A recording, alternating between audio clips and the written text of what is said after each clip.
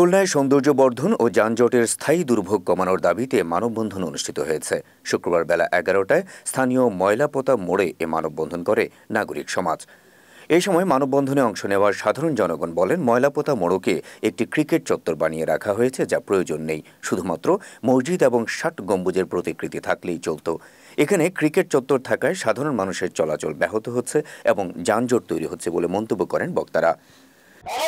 সড়কের জমি, সরকারি জমি দখল করেছেন, দখল করেছেন।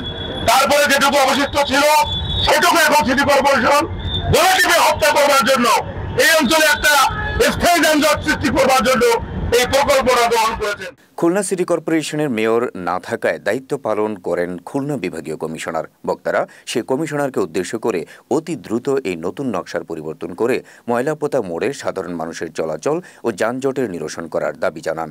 এ সময় নাগরিক সমাজের দাবি না মানা পর্যন্ত তাদের এই আন্দোলন অব্যাহত থাকবে বলে জানান বক্তারা।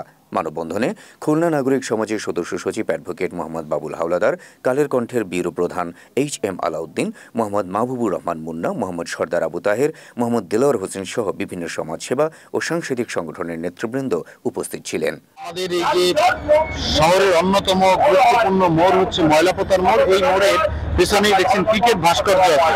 আমরা জানি না যে আসলে ক্রিকেট ভাস্কর্যর এটা কি দরকার, যে শহরে ক্রিকেট খেলা হয় সে শহরে ক্রিকেট ভাস্কর্য এটা হাস্যজনক।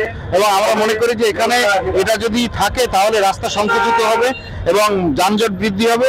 আমরা দাবি জানাচ্ছি আজকের মানববন্ধন থেকে এইখানে যানজট মুক্ত নগরী গড়ার জন্য এই ক্রিকেট ভাস্কর্যের নামে যে হাস্যরস এবং নতুন যে আমাদের প্রজেক্ট নেওয়া হয়েছে সেটা বাতিলের দাবি জানাচ্ছি। সিটি কর্পোরেশনের এই ডিজাইনে এটি রাস্তাকে আরো সংকুচিত করা হচ্ছে। এর মধ্যে দিয়ে কি হবে, এখানে একটা বড় হাই